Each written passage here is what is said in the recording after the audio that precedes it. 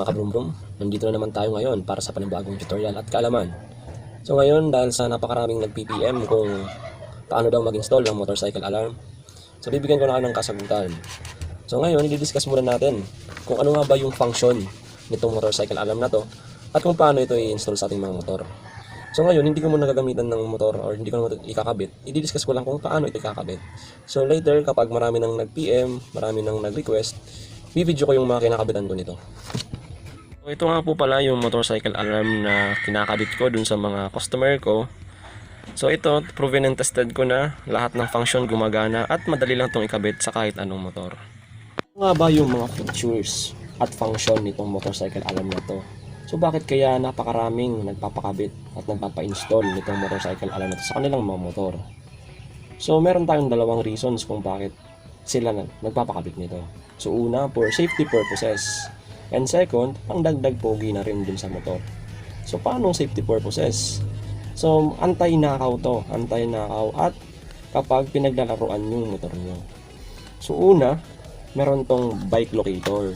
So kapag bike locator, yung iilaw yung signal lights kapag pinag-on nyo yung parang unlock dito. So kapag pinag-click nyo yung unlock, iilaw yung signal lights. So magagamit natin to halimbawa, nagpark kayo sa mall or nagpark kayo sa madilim na lugar. So napakaraming motor. So nakalimutan nyo kung saan nyo pinark. So kapag pinailaw nyo yun, madali lang ninyong mahanap kung saan yung motor nyo. So pag nag-bike locator kayo, iilaw yung signal lights, mahanap nyo agad. Second, anti-theft. So meron tong features na yung tumutunog, parang sa kotse, tumutunog kapag nasagian or hinawakan yung manibela o yung susian or kahit nga matouch lang ng konti, tutunog na yan. So very sensitive tong alarm na to. So kapag pinag-click niyo yung unlock na to or yung lock rather, tapos kapag yan may humawak doon or kaya pinag-force na sinusian or ginalaw-galaw yung manibela, tutunog yan. Meron munang yung unang tunog, warning muna. Konti lang yan, mga 3 seconds lang yan. Tapos kapag inulit, yun na, continuous na yung tunog, hindi yan titigil hanggat di binibitawan yung motor or yung manibela, ganyan. So isa rin kapag naka-lock siya, kahit anong pilit na pagsusi, hindi siya mag-on. So yun ang isang napakagandang function kasi pwede nating iiwas sa mga magnanakaw. Tapos isa pang function, yung kapag yung pag-turn off nito, yung kill switch, dun ginagamit yung kulay gray. Kung saan halimbawa, nagmumotor ka, gamit mo yung original na susi, umaandar. Tapos, nabangan ka ng hold-upper or ng magnanakaw, ng car napper, motor napper. So, kapag inagaw na, bigay mo na yung susi. So, hayaan mo siya. So, after mga 100 meters na nakalayo, abot pa nitong remote, i-off mo na. So, kapag na-off mo yan, tapos i-on mo yung alarm, yung continuous na tunog, hindi na yan ma-on kahit gamit yung original na susi. Hindi yan tutunog at hindi na yan mag-on at hindi titigil na yung tunog. So, iwas, hindi na makukuha ng magnanakaw. So, sa pang pinakamagandang features nito. At sa pang features, yung pandagdag pogi, yung sa electric start. Kasi, remote controlled na yung electric start. So, kahit malayo ka, 100 meters, so, kaya mo i-on yung motor mo. Gamit lang tong remote. So, ito yung ginagamit or ito yung pinakagusto nung karamihan kasi less hassle. Lalong-lalo na dun sa mga semi-automatic. Kasi yung sa semi-automatic, di ba kahit yan nakakambyo, papunta ka pa lang dun sa motor mo, pwede mo na siyang i-on. Pero yung iba, yung sa mga automatic, na kapag naka-side stand, hindi siya mag-on kasi yun na yung features ng sa motor. Pero kapag disable yung side stand, pwede magamit rin nila yung electric start kahit naka-side stand. So, the same with dun sa mga merong naka-manual clutch like Rider 150, tapos iba pang mga higher CC. Yung iba na hindi siya mag-on kapag nakakambyo, parehas din ng ginagawa ng motorcycle alarm na to. Yung iba naman na kahit nakakambyo pwedeng mag-on, linalagyan natin ng relay. So, yun yung purpose ng relay, na kapag nakakambyo, hindi siya mag-on. So, mag-on lang yung panel, pero hindi mag-on yung makina. So, yun yung mga function nitong motorcycle alarm na to. So, sa halagang 400 pesos, sulit na yung function. So, safety purposes and dagdag pogi na. Turuan ko naman kayo kung saan to ikakabit. Kung saan dun sa mga wirings ng motor. So, applicable to kahit sa anong klaseng motor. So, wag kayong maniniwala na merong to alam na to, pwede lang sa ganitong motor. So, depende na rin yan sa pagkabit. So, napakarami kasing technique at yung ibang motor, kailangan lang ng modification of wirings. So, kailangan lang i-modify yung ibang parts para makabitan. Pero, itong alam na to, sobrang daling ikabit sa Suzuki Smash, sa MIUI, ganun, MIUI Sporty, kahit dun sa Rusi, madali rin. So, kailangan lang, tama lang yung pagkakabit nito. So, yung mga merong modification na motor, yung alam ko, yung sa Honda Click, kasi 2 beses na rin ako nagkabit, so kailangan pa dun ng diode para mataon mo yung motor. So, pero yung sa iba, ang dali lang, kailangan lang sundin yung instruction. So, kailangan mo lang hanapin yung mga wires na kailangan kapitan. So, yung mga motor, iba-iba kasi yung yung kulay ng mga wires. Pero kailangan mo lang hanapin yung connection. Kahit pa yung iba, parehas lang naman yun ng function. Iba lang yung kulay. So, una, itong mga yellow wire. 2 to, yellow wires. So, itong yellow wires na to, ang function nito sa signal lights. So, kailangan mo lang hanapin yung sa malapit sa signal lights. Kung hindi mo alam kung saan yung pinaka-center ng harness, kasi yun ang palaging hinahanap ko kapag magkakabit. Yung malapit dun sa may battery, tapos isang hiwa lang dun sa harness, andun lahat ng wires. Pero kung halimbawa natatakot kayong magbukas nun, pwede kayo dun sa pinaka simula na lang sa halimbawa signal lights, dun nga mismo sa malapit na dun sa bulb. So ito, dun to ikakabit sa signal lights. So hanapin mo lang yung positive terminal nung signal light, sig-isa to, yellow, sig-isa, dun ikakabit. Tapos ito naman na red and orange and black. Ito palaging tatlo na to yung pinaka-importante para mapagana mo yung alarm. So itong red, kailangan tong i-connect dun sa battery. Pwedeng i-connect sa battery, pwede rin dun sa ignition switch. Sa ignition. So pwede kayong mamili. Kasi kung halimbawa gusto nyong ikabit dun sa dibdib ng motor sa harap, ang pinakamalapit sa ignition switch. Pero kung yung ginagawa ko, yung malapit sa U-box, malapit sa battery, tapos doon ako sa harness kukuha ng connection, doon ako nagkakabit sa battery ng positive. Parehas lang naman yan. Pero itong positive, kailangan palagi na meron kang sariling fuse. Itong motorcycle alarm na to, wala tong sariling fuse. Ang ginagawa ko, kinakabitan ko siya ng fuse, bibili ka na lang ng worth 30 pesos, tapos i-connect mo dito sa red wire, papunta sa battery or papunta dun sa ignition switch. So itong red wire, positive lang palagi dun sa ignition switch, tapos dun sa battery. Tapos sunod naman itong orange. Itong orange naman, sobrang importante to. So kailangan tong i-connect dun sa accessory line. Yung accessory line, mahanap to dun sa ignition switch din, katabi ng positive.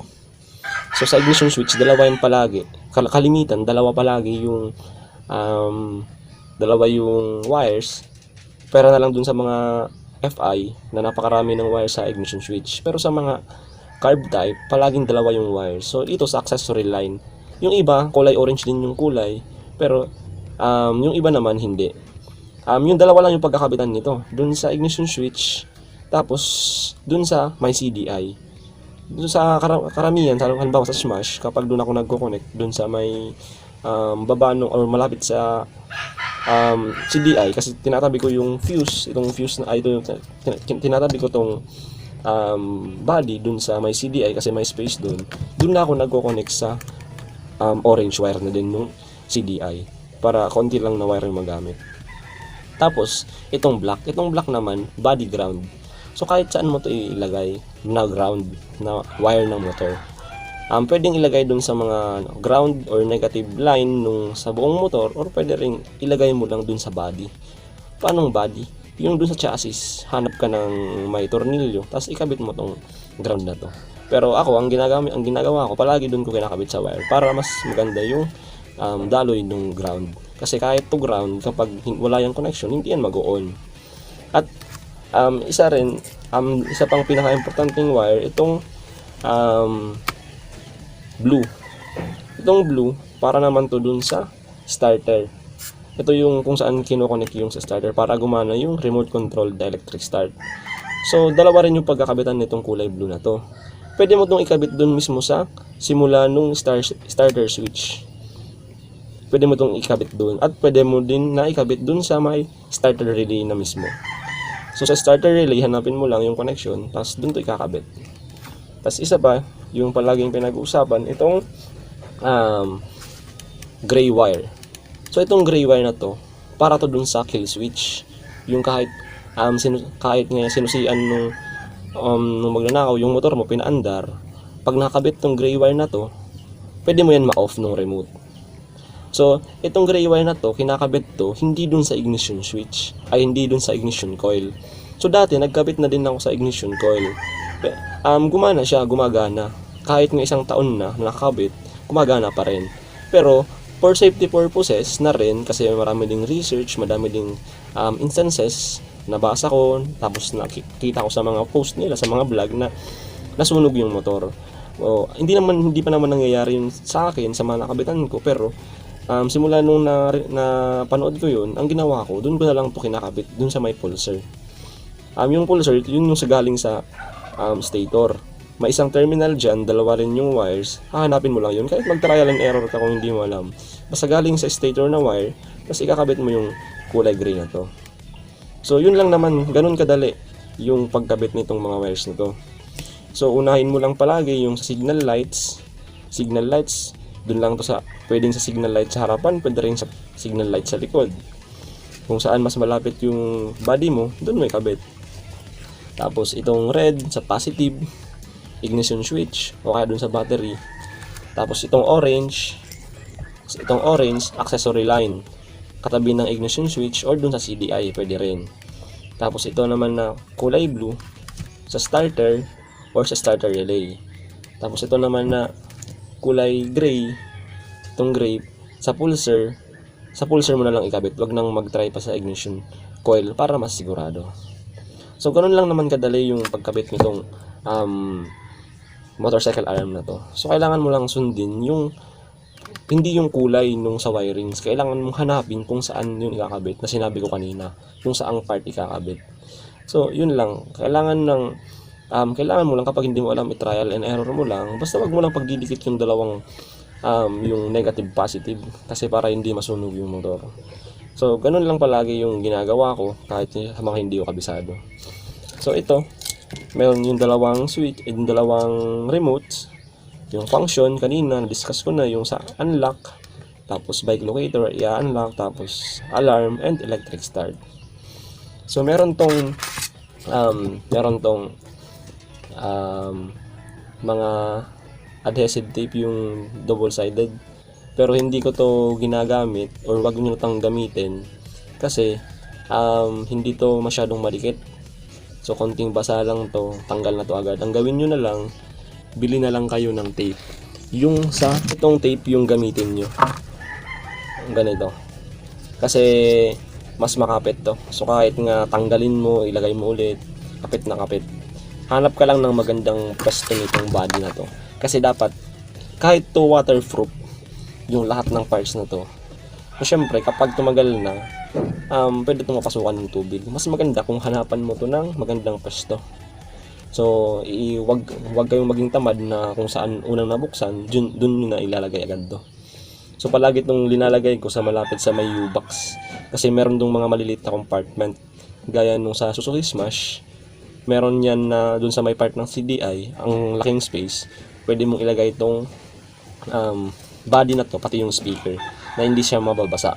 Or kahit nga, tapos yung pagwa-wirings, kailangan balutin nyo ng electrical tape. So manipis lang tong wire kasi nito. Bali konti lang yung tanso. Kaya medyo madali pag nababasa, madali itong masisira. So kailangan kapag pinagsama-sama niyo halimbawa yung signal lights, pinagsama-sama niyo, balutin niyo ng electrical tape papunta dun sa connection niya. The same with dito sa mga natitirang wire.